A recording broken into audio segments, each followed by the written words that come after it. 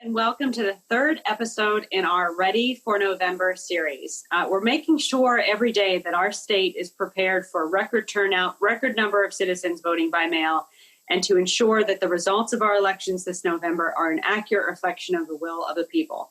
So this series talks about all the things we're doing to prepare for just that.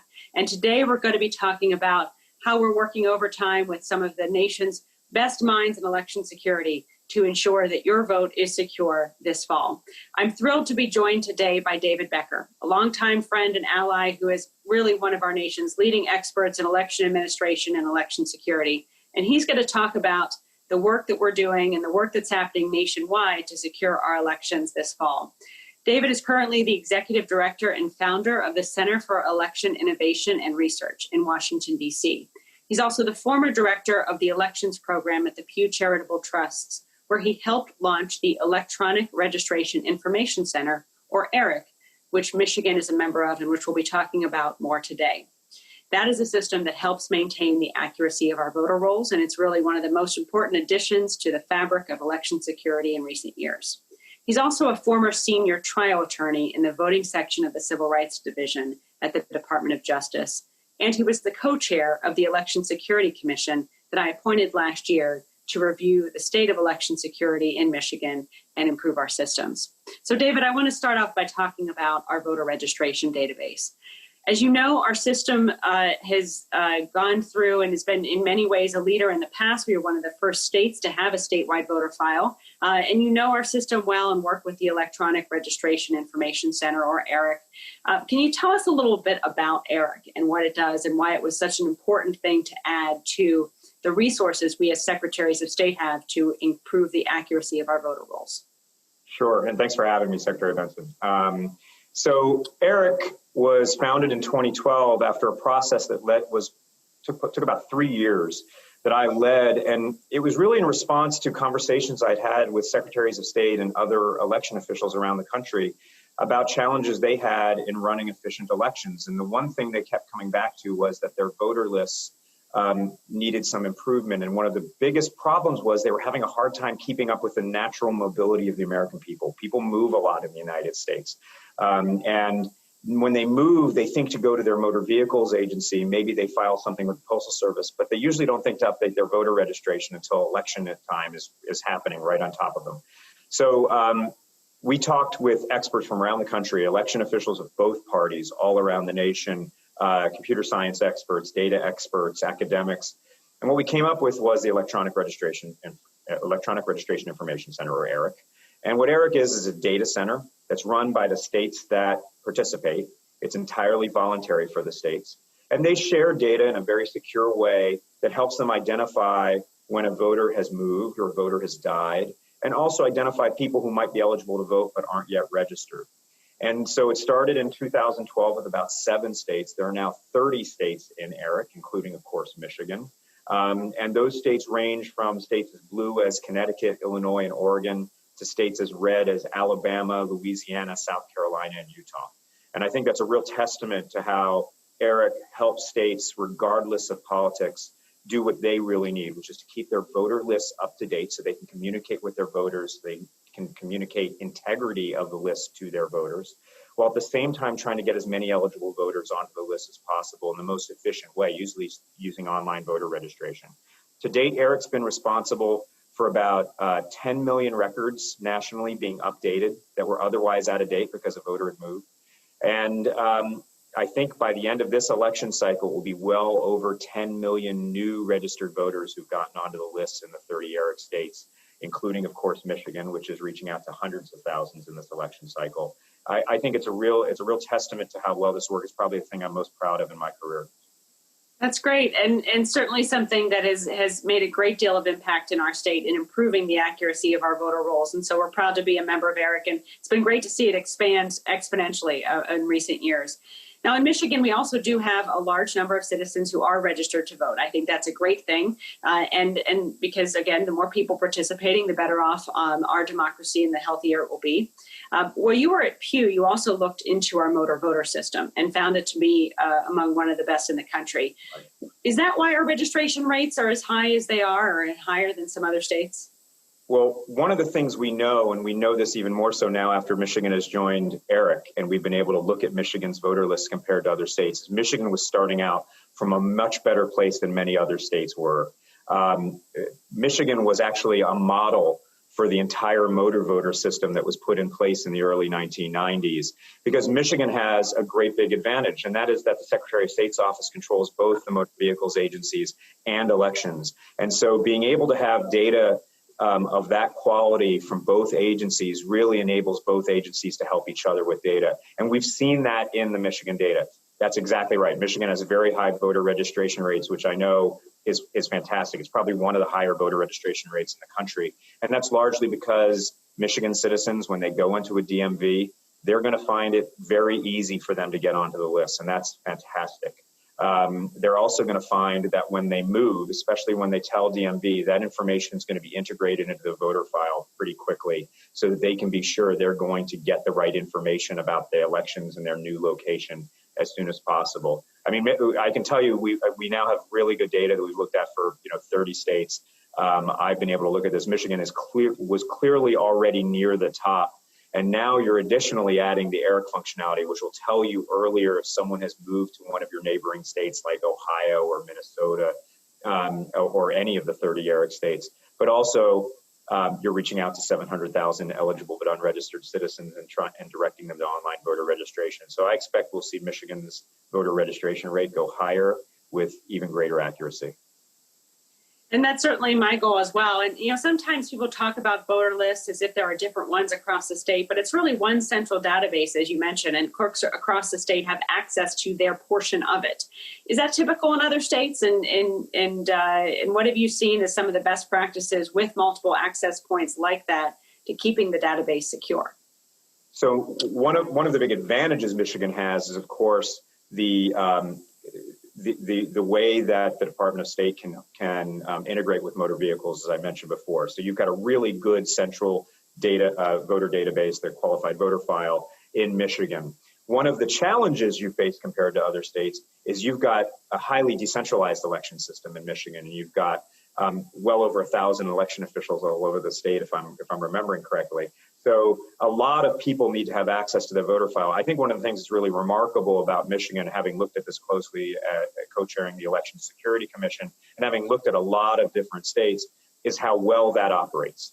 There are other states, a state like California, for instance, has many, many more people, but it has fewer than 60 counties. So it's only really about 57 counties that are going to be contacting their statewide voter registration database, whereas you have over 20 times as many people accessing your qualified voter file. And yet it still works very well. We looked into the security protocols in that system. They were very good, and there are even some more additional improvements that are likely to be made very shortly. There's a lot of good things to say there. I think Michigan, despite kind of the very local nature of elections in Michigan, has really risen to the challenge and has a really good system in place that serves the needs of the local election official, while also giving you a good centralized database that you can refer to. Yeah, we're really proud of that and have worked to increase the functionality and the security of that database over the past 18 months since I've been in office. But we're always looking for ways to improve. And what, in your view, are the ways that Michigan and other states can make sure that their voter registration list is as accurate and secure as it can be? So I'm going to speak a little more generally now, not necessarily about Michigan specifically, but because I think this is something people in Michigan are probably just as concerned about, the integrity of elections in other states, particularly as we're looking at a national election and a presidential election. So I think what we see, and Michigan is doing a lot of this stuff really well already. Good user management, passwords, multi-factor authentication to make sure that any user who has access to the system is known, is qualified to get into that system, that is all the activity is logged, so that no unauthorized user can gain access to the system. And then if there is some attempt to infiltrate the system, that attempt can be detected right away. And there are things like sensors that I know Michigan is using and many other states are using to detect activity that might be coming from outside, particularly from overseas, that could be intended to infiltrate the system and cause some kind of problems with the system. And then finally, again, something Michigan is very good at, if God forbid something happened and a very, very skilled hacker was able to get inside the system, which it has happened in other states, not Michigan, only about one or two other states, but it's very, very rare. But in those cases, to be able to immediately detect and mitigate any damage. So having backups on file, regularly testing those backups, being able to restore that data at any point in time. Michigan is a leader in that. There are many other states that are doing a very good job of that. My organization, Center for Election Innovation and Research, did surveys of the states in 2018 and 2020 to look at voter database security specifically. And what I can tell you is that there had been a huge improvement in 2018 amongst all the states compared to 2016. But now looking at 2020, there's been even more improvement. Voters should feel very, very confident, and when they go to the polls or when they request a mail ballot, their record is going to be accurate in Michigan's voter files, that they're not going to have a problem with it, and that other voters are going to have the same experience, and that voter file is going to facilitate their easy navigation through the process. Well, it's so critical, and one of the things that can get quite complicated, but is so important to ensure that those voter registration rolls are both accurate and secure. And we're grateful for your leadership and all the work you've done throughout the country, not just in Michigan, but in other states, to help us get closer to those goals. And of course, you also were part of Michigan's Election Security Commission. One of the first things I did upon taking office was ask you to co-chair this commission and help us revise and review all of our parameters and protocols in our state, and make some recommendations, many of which we've since adopted and implemented. Do you want to talk about some of that work as a leader of our Election Security Commission, and some of the things that you saw that we could improve or that we have improved upon in the past year and a half or so? Sure. So I was really proud to serve. I was really grateful that you asked me to co-chair it with Professor Alex Halderman from the University of Michigan, who's one of the most noted election security computer science experts in the country.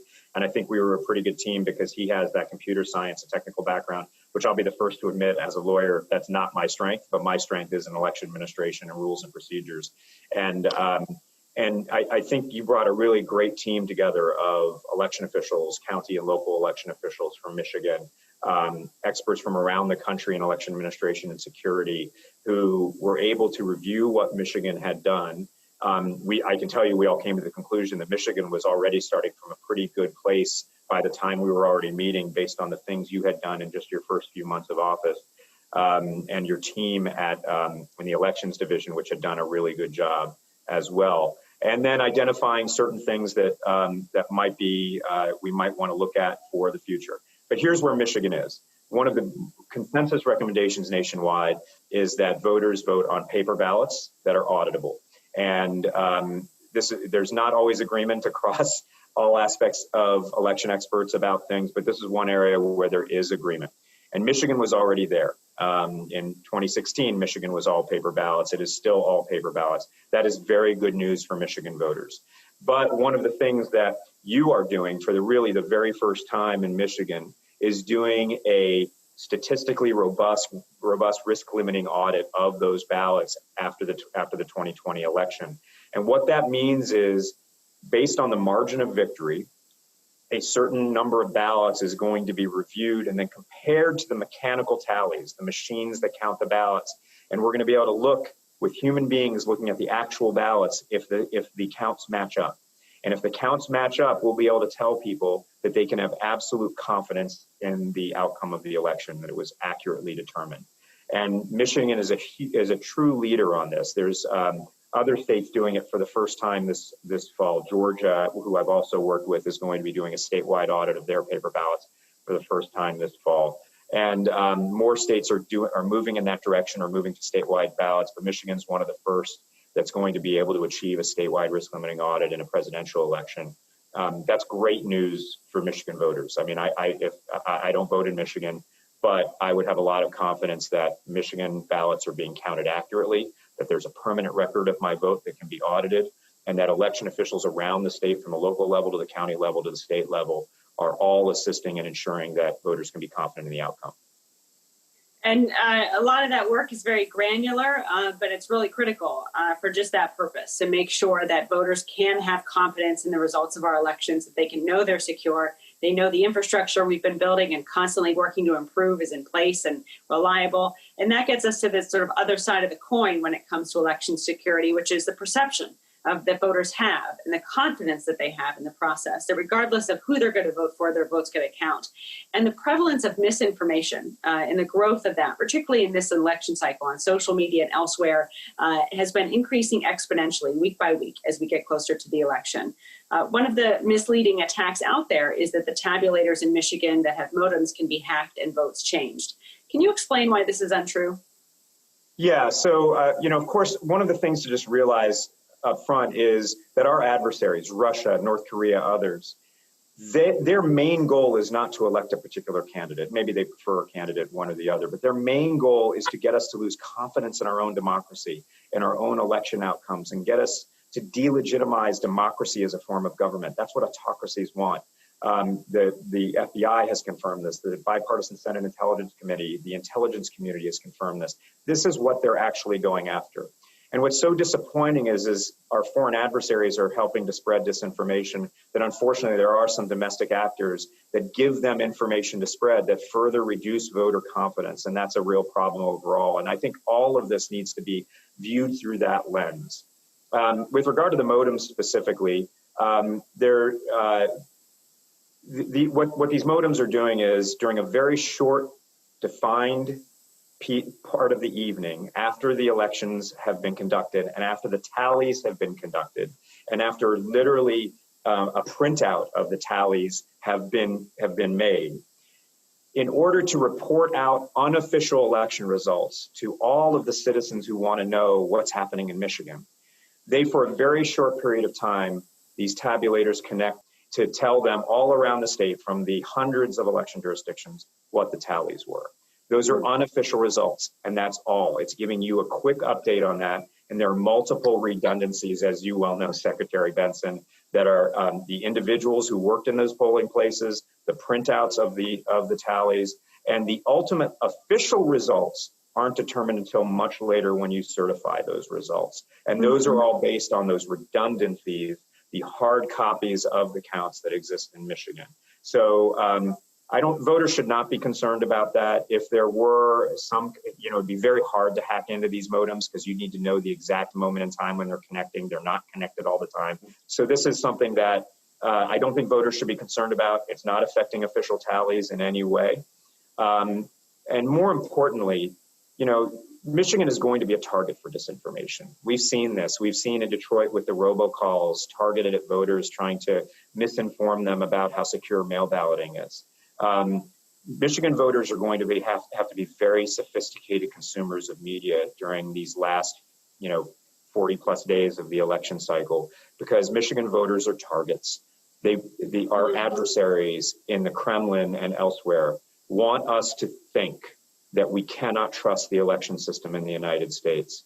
And they win when we distrust it. And our way to fight back is to have confidence in the system and to vote. And quite frankly, I'll say vote as early as possible. If you want to vote by mail, get your ballot as early as possible. I know you've been really good about getting mail ballots out. Return it as early as possible. If you want to vote in person, go vote early in person. Whatever you do it early, and you really inoculate yourself against the disinformation that could be coming in, which is only going to increase as we get closer to Election Day. That's exactly right. And among the misinformation out there is a lot of talk of fraud, especially in voting by mail. Without any evidence, and in fact, with a lot of contrary evidence that the system is secure, and that in Michigan, as in elsewhere, voter fraud is exceedingly rare. When it happens, we catch it and prosecute it appropriately. But in your work with states across the country, do you encounter many cases of actual voter fraud? There's a myth that goes around that says voter fraud is really hard to detect. And so if we're not detecting a lot of cases, that doesn't mean anything. You're only seeing the tip of the iceberg, and there's this huge iceberg of voter fraud that's going around. Look, I've been a federal prosecutor. I've worked with the Justice Department. I've worked in almost every state in the country in elections. I've literally observed elections in thousands of precincts in dozens of elections. And one of the things that I can tell you is voter fraud is one of the easiest crimes to detect. You have hard evidence. You have witnesses. You know, if someone tries to send someone's vote in by mail that's not their own, chances are that person's going to show up and vote, and you're going to know that someone tried to vote while that was a problem. This is an incredibly easy problem to detect, and Republican and Democratic election officials all around the country will tell you they look for fraud, they investigate it, they prosecute it, and they find incredibly low rates of fraud, usually less than 0.001%. In neighboring Ohio, Republican secretaries of state after every federal election put out a report about fraud. And we're talking about 0.001, 0.002% of even alleged cases of fraud. The Bush Justice Department spent years trying to find evidence of fraud. They failed. President Trump had a presidential commission on election integrity to find evidence of fraud. They could find no evidence of fraud and publish no evidence of fraud.